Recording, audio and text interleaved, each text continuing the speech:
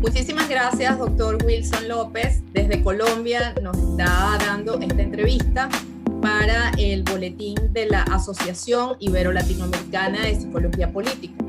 Resumir su currículum es sumamente amplio.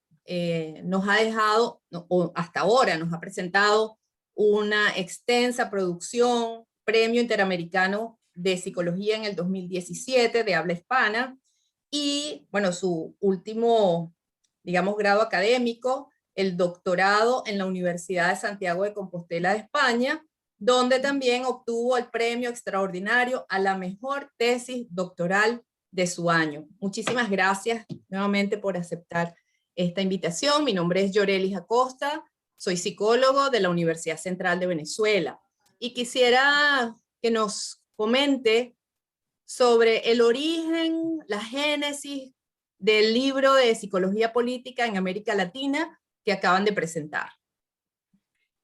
Bueno, en primer lugar, muchas gracias por la invitación.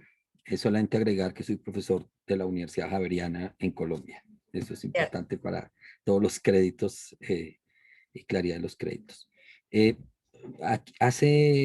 creo que hace un poco más de 8 o 9 años yo he empezado en diferentes foros internacionales a destacar y a sistemáticamente en reuniones con organizaciones como la IAP, la IUPSIS, con representantes de la APA, de diferentes entidades nacionales, a mostrar cómo la psicología de América Latina estaba creciendo de una forma exponencial. Entonces somos el continente que más psicólogos en formación tenemos, somos el continente que más psicólogos formados tenemos, o sea, solamente Brasil, para dar un tema, puede tener más de 200 o 300.000 psicólogos.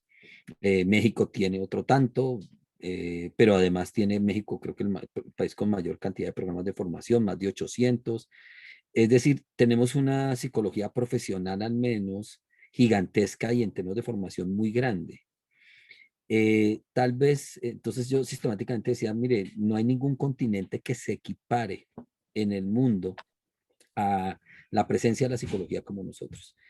Yo creo que tuve algunas conversaciones con Judy Gibbons hace tiempos con una convención de la APA y en diferentes escenarios, insistiendo, mire, nosotros no somos ya una psicología como marginal, somos una psicología demasiado, eh, eh, al menos en términos de implicaciones para la sociedad muy grandes por la cantidad de psicólogos. Solo Colombia tiene más, como 120 programas de formación y tiene más de 100.000, 150.000 psicólogos. Algunos países tienen psicología organizada mucho más fuerte que otros. La crisis institucional de nuestras democracias y nuestros países en América Latina, pues también se expresa en esas crisis de las propias instituciones, pero hay un esfuerzo de los psicólogos por construir institucionalidad. Uno de esos esfuerzos, por ejemplo, es crear una organización como la Asociación Ibero-Latinoamericana de Psicología Política, pero en los propios países han tratado de sostenerse y desarrollarse con idas y vueltas, colegios de psicólogos, asociaciones académicas, federaciones.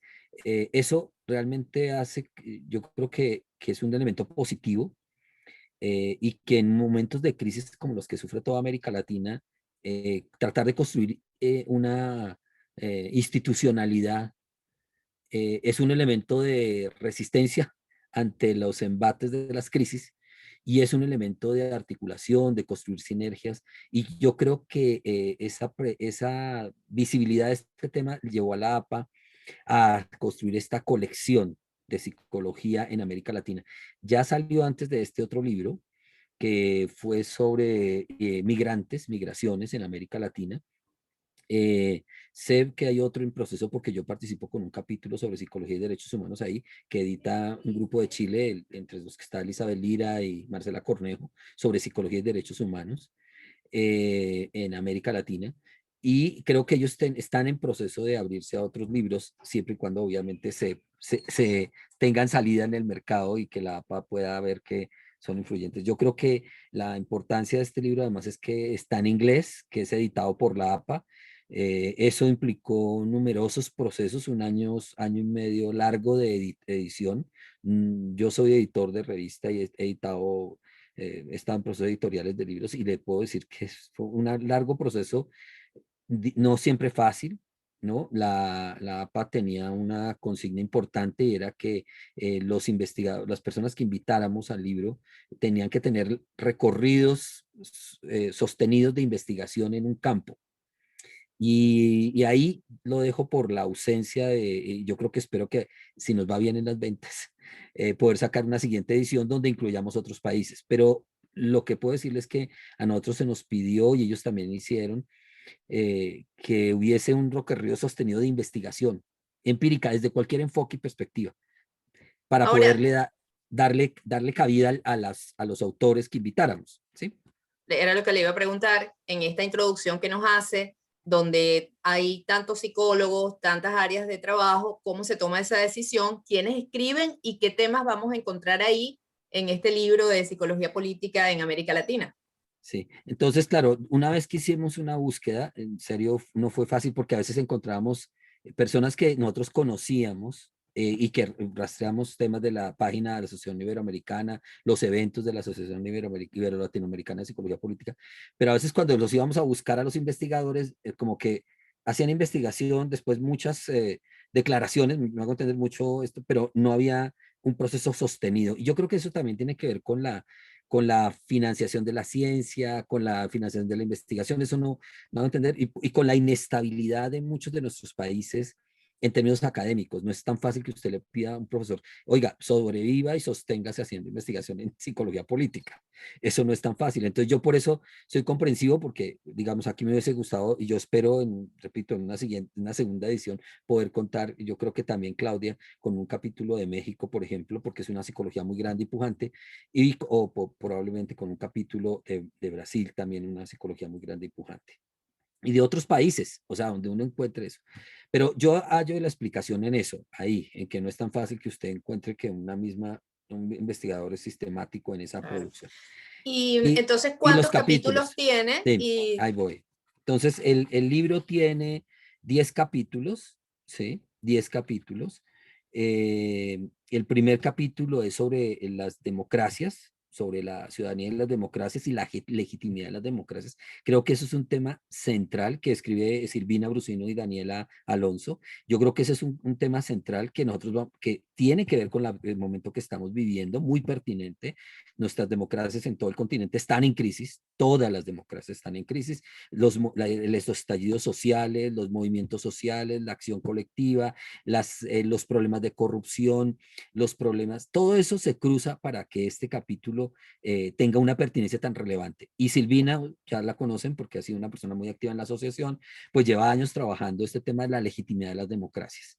Un segundo capítulo tiene que ver con las emociones y las protestas que lo hace mi coautora del libro, editora del libro Claudia Zúñiga, con Rodrigo Azún, Adriana Costa y Regina Fernández, y donde muestran, ellos tienen una línea de trabajo sobre protestas. Claro, en Chile, ¿no? Ellos llevan ya más de 10 años en esto con una línea de trabajo sistemática en el tema. Creo que Chile además nos ha mostrado el poder de esas protestas hasta el punto de llevarlos a un cambio constitucional y una transformación importante en la vida de los chilenos. Yo creo que a partir de esta nueva constitución, claro que yo hablando con ellos les decía, Colombia tiene una constitución muy moderna, muy bella como la del 91, pero eso no ha permitido igual que cambiemos como nación. Entonces, o en el caso de Venezuela, que también sí, la conflictividad de la protesta y no ha habido cambio político. exactamente. Pero ella muestra además todas esas características porque eso es una cosa interesante. Por ejemplo, las protestas de América Latina, por ejemplo, son distintas a protestas en otros lugares del mundo. Aquí, primero, hay muchos jóvenes y segundo, no solamente los jóvenes, sino que hay arte y hay montones de expresiones colectivas de esperanza, de felicidad, no solamente expresiones agresivas y violentas. ¿Sí? Entonces, creo que es relevante ese tema de ese capítulo en todo lo que muestra y es aplicable a toda América Latina. Yo creo que eso el alcance es bonito en eso. Después viene un capítulo sobre inequidad, desigualdad. Yo creo que ese es un tema que trabaja Débora Imhoff, también de Argentina, muy interesante. Yo creo que la psicología de América Latina tiene que explorar, vamos a tener un conversatorio pronto con el Colegio de Psicólogos sobre ese tema, el tema de la psicología de la desigualdad. Y en este capítulo ella trabaja ese tema.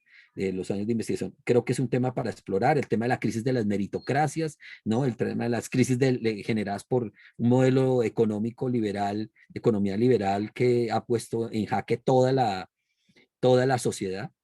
Después, un capítulo sobre los jóvenes y los cambios y la cohesión social de Paula Luengo, de Gloria Jiménez Moya y de Roberto González de Chile, que trabajan ese tema de los jóvenes, la sociedad, los movimientos juveniles y el tema de la cohesión social en América Latina. Después viene un trabajo sobre comunidades indígenas, ¿sí? Y los conflictos asociados de esas comunidades indígenas en relación con otros grupos, en particular aquí lo tratan en Chile, pero ese, por ejemplo, es un tema que es crítico en Perú, es crítico en Colombia, ya saben ustedes recientemente lo que nos pasó, de que unas personas terribles, indeseables, empezaron a dispararle a una comunidad indígena desarmada. Pero eso lo que muestra es que en países donde las comunidades indígenas tienen una presencia importante en nuestras sociedades, es un tema de explorar, de aclarar, de ver esas dinámicas de relación. Así que el capítulo creo que es muy pertinente por eso. Después, nosotros, con un equipo con el que llevo trabajando muchos años, escribimos con Claudia Marina, Andrea Correa, Camilo Rincón y Luis Manuel Silva. Podría haber incluido otras personas que me han acompañado en esto de trabajar psicología de la paz. Creo que hoy más que nunca cobra vigencia entender qué significa eso, entender la magnitud del problema, entender que paz no es solamente ausencia de guerra y de violencia física, sino que paz es mucho más que eso, que paz es un proceso, que paz es un proceso que implica dimensiones económicas, políticas, jurídicas y psicológicas y sociales, o sea, no es solamente un tema ahí. Entonces, yo creo que ahí pongo un modelo que yo llevo trabajando hace años de tener una perspectiva multidimensional del mismo. Después viene un capítulo de Perú, de Agustín Espinosa, Erika Llanos, Darío Páez y Harry Lewis, sobre el tema de la identidad nacional y las ideologías alrededor de esto. Yo creo que este capítulo también es muy interesante porque explora ese tema de cómo se maneja a veces los temas, se explotan temas de identidad nacional a partir de temas ideológicos y el yo y el otro, ¿no? Y todos esos temas recuerdo aquí los trabajos de Tacfel y Turner sobre temas de identidad grupal y el endogrupo, exogrupo y cómo se explota todo ese tema. Yo creo que también es un muy buen capítulo. Después Conceptos viene, clásicos dentro incluso sí, de la misma psicología social. ajá, y que se traen aquí de nuevo, pero se exploran dentro de investigaciones que ellos llevan haciendo sobre identidad nacional en Perú. Hago un paréntesis Después, aquí, doctor, porque el trabajo de Agustín y su grupo lo conozco bastante bien y definitivamente, bueno, igual que todos los capítulos que nos ha presentado, los investigadores con amplio recorrido de investigación. Agustín Espinosa en Perú tiene una línea de trabajo sobre identidad desde hace muchísimo tiempo. Me gusta resaltárselo a los jóvenes que van a ver esta entrevista porque pueden pensar que ese es un tema antiguo, que Tafel, que tiene muchos años, pero cómo desde lo clásico todavía está vigente en este momento y podemos estudiar o aproximarnos a la identidad, incluso latinoamericanismos, desde esos mismos conceptos. sí, yo creo que cuando ven los programas de formación en psicología social y política, a veces incluso ve ausencia de estos autores. A mí me sorprende porque son autores que tienen mucha influencia en el mundo entero y que muchos de nosotros los conocen, pero resulta que hay mucha gente, mucho desconocimiento. Pero lo que además muestra él es que realmente tienen un potencial de explicación de conflictos sociales muy, muy relevante, muy relevante. Así que yo creo que es un capítulo muy bonito. Después viene un capítulo de comunicación política e ideología de Idalí Barreto y Iván Felipe Medina. Y Dalí es una, bueno, no, a mí me gusta mucho ese capítulo porque mi tesis doctoral fue sobre ese tema y Dalí fue mi pupila, mi estudiante hace muchos años, ahora ya está muy formada, es decana, bueno, ha hecho mil cosas y lleva sosteniendo este trabajo sostenido, incluso ahora en la Universidad Católica donde ella trabaja, ellos han desarrollado un observatorio de medios y, acción, y temas de comunicación política y explorando herramientas muy novedosas de análisis de Twitter, de redes sociales y creo que el trabajo es muy bueno porque además lo conecta con temas de construcción de ideología y cómo se mueven las ideologías ahí. Y hace otra fusión interesante, que pareciera que ese es un tema para los comunicadores sociales, pero donde el psicólogo político también tiene que aportar. Claro, por ejemplo, el tema de comunicación mediática, por ejemplo, aquí yo creo que menos mal se ha controlado el tema de la llamada primavera colombiana, eso no, la primavera árabe, o sea, el papel que están jugando hoy las redes sociales y los medios de comunicación en construcción de legitimidades y deslegitimidades, la construcción de identidades es determinante y muy influyente. Y como es tan influyente que mire lo que pasó con Trump recientemente en los Estados Unidos, pero lo que está pasando en toda América Latina. Nosotros lo sufrimos y lo vivimos con nuestro plebiscito, lo hicimos cada vez más evidente y hoy lo estamos viviendo como nunca en este estallido social colombiano. Y el siguiente capítulo es sobre memoria y acción política, como acción política, reflexiones sobre, o sea, es una perspectiva desde la postdictadura chilena, María José Reyes, Francisco Yeneret, María Angélica Cruz, César Castillo, Juan Yeneret, perdón si no pronunció exactamente el nombre que es muy largo, Yeaneret, Manuel Abadilla, Juan Fernando Páez y el Centro de Interpretación Fisura. Son los autores de ese capítulo sobre memoria. Ustedes ya saben que en memoria es un tema que Chile y en Argentina se ha trabajado en forma Sí, sí, sí, consistente, sí. muy, Definitivamente muy eran ellos los que consistente. tenían que escribir ese capítulo. Sí. Y por último, escribe Mauricio Gaburí, porque un libro de psicología política sin psicología de la liberación en América Latina no sería un libro de América Latina, ¿no? Es decir, el trabajo de psicología de la liberación inspirado en Martín Baró ha marcado toda la formación de los psicólogos sociales y políticos en América. No hay ninguno de nosotros que pueda decir que podemos desligar nuestra perspectiva que tenemos de una lectura del trabajo tan importante de Martín Baró. Y Mauricio Gaborí, que fue compañero de él en El Salvador, pues estuvo completamente, escribió el capítulo, creo que es un capítulo muy bellamente escrito, muy bien, muy interesante, que recoge mucho trabajo de esta línea. Y espero además, él estaba un poquito mal de salud, espero además que se recupere de su salud. Ustedes saben que él ha sido director del programa de psicología en de la UCA, ha tenido una serie en la Universidad Católica, ahora se me escapa todo el nombre, es que son nombres largos, en El Claro, Salvador. claro.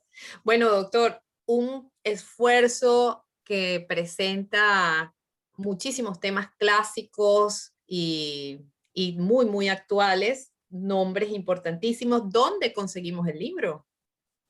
Bueno, está en los portales de la APA y de Amazon. Están los portales ay, mira, a mí me llegó por fin uno en papel, que eso es todo un par en papel. Es toda fue toda una porque yo decía, les llega a todo el mundo y a mí no me llegaba el libro en papel y yo soy, como verán por mi, soy de la generación en que el papel todavía le pesa mucho. Para mí me da mucha felicidad de verdad tener el libro y por el esfuerzo que significó y por lo que tratamos y por lo que puede significar para abrirle la puerta a que el mundo anglo en el mundo entero pueda ver los aportes que estamos haciendo desde América Latina con diferentes perspectivas, como decía Nelson Molina en una presentación que hizo del libro, un lanzamiento que hicimos del libro con Ascofapsi. Él decía, aquí hay una pluralidad metodológica, pluralidad en términos conceptuales. Es un libro, por lo tanto, que recoge mucho de la diversidad. Uno siempre quiere más. Y yo lo digo porque yo he tratado con Universidad Psicológica, que es la revista que yo edito, de hacerla lo más plural y de dar la mayor cantidad de voces posibles en la revista. No es siempre fácil, es difícil porque escribimos a veces distinto, investigamos en formas distintas, no siempre hablar con el mundo anglo y que el mundo de los editores anglo, nosotros decimos 25 palabras para decir una cosa, y ustedes saben, el mundo anglo utiliza palabras para cada cosa. Y nosotros queremos decir 1000 cosas, por ejemplo, Asociación Ibero-Latinoamericana de Psicología Política. Imagínense traducir eso. Y me acuerdo con un profesor que quiero mucho, argentino, que me decía, debía ser indo-ibero-latinoamericana. Yo decía, no, No, dígame eso, dígame cómo? eso, no. Doctor, muchísimas gracias, pero tengo que cerrar con una pregunta. Eh, como decía, presentarlo, su currículum, usted no solamente, o sea, se ha paseado por muchísimas áreas dentro de la misma psicología, psicología comunitaria, derechos humanos, psicología, salud mental también está dentro de su trabajo, pero como complemento a la vida de Wilson López, ¿qué le puede decir, qué nos puede decir a este mundo de la psicología? ¿Cómo enriquece su mundo académico? ¿Cómo lo complementa, más bien? ¿Qué cosas hace Wilson López fuera de la academia que no conocemos y que nos pueda dejar ese aporte para el balance de la vida, para nuestro bienestar? Uy, qué pregunta. Em, Somos psicólogos. sí, sí, yo creo que aquí hay varias cosas. Yo definitivamente no hubiese podido. Primero, las preguntas que he tenido han sido preguntas que han estado pegadas a mi vida. Es decir, yo no termino en temas de psicología de paz por azar, sino porque vivo en Colombia, mi propia familia ha estado en medio de este conflicto en diferentes formas, y creo que eso es un sello, ¿no? Entonces, eso marca la vida de uno, la forma. Segundo, no podría haber hecho todo esto sin tener una familia como la que tengo, que, que mi esposa es académica, es profesora, trabaja en psicología, en temas de liderazgo y demás, pero es académica, editora. Mi hija decidió estudiar ciencia política, y su tesis de pregrado fue sobre las derechas en el mundo, o sea, cercanísimo a la psicología. Mi hijo está estudiando derecho, no, él dice que no quiere tomar esta vía, no sabemos a dónde lo va a llevar, apenas lleva 2 semestres, pero creo que mi familia ha sido un apoyo importante. Mi mamá, eh, mi abuela, ¿no? Y mi hermana han sido muy relevantes en mi historia personal para apoyarme en momentos difíciles, para apoyarnos. Creo que sin ese soporte yo no podría tener como, o sea, como la forma de haberme pues, haber podido abrirme a preguntas una y otra vez, abrirme a retos una y otra vez, abrirme a lanzarme, como decía, al vacío y sin saber dónde iba a parar con los recursos, por ejemplo, en el mundo anglo, a construir diálogos con el mundo, con otros universos discursivos distintos, hacer lo más, a escuchar a todas las alternativas. Yo he trabajado en muchísimas universidades, en muchísimas, entonces he podido dialogar con todas las perspectivas y corrientes de la psicología y con muchos actores, ¿no? Creo que lo que he tratado, por ejemplo, preguntas como investigaciones que he hecho sobre corrupción, investigaciones que he hecho, más que salud mental, yo estoy tratando de incorporar el concepto de salud biopsicosocial, que me gusta más porque la palabra salud mental me genera, yo creo que genera parte de los problemas que tenemos en términos de la formación y demás. Y, y creo que, pero esa vida, pues obviamente ha sido alimentada por literatura, o sea, leí muchísimo de literatura, literatura latinoamericana, literatura de diferentes partes del mundo, el cine me ha encantado, creo que ha alimentado mi vida con literatura, con cine y obviamente con lecturas de, yo decía, ¿cómo podemos entender el conflicto si no es economía? Entonces, con muchas lecturas de economía, por eso esta biblioteca mía tiene temas de economía. Pues, ¿cómo puedo hacer esto sin entender ciencia política? Pues es imposible. ¿Cómo puedo entender esto sin entender cómo los sociólogos han visto y leído la psicología, sin historia? Entonces, eso es una vida como, yo tengo, creo que el privilegio es de haber podido dedicar todas esas cientos y cientos de horas a hacer lecturas y a tener conversaciones con múltiples actores que yo creo que han permitido enriquecer mucho de lo que, de cómo pienso y de lo que estoy todavía construyendo.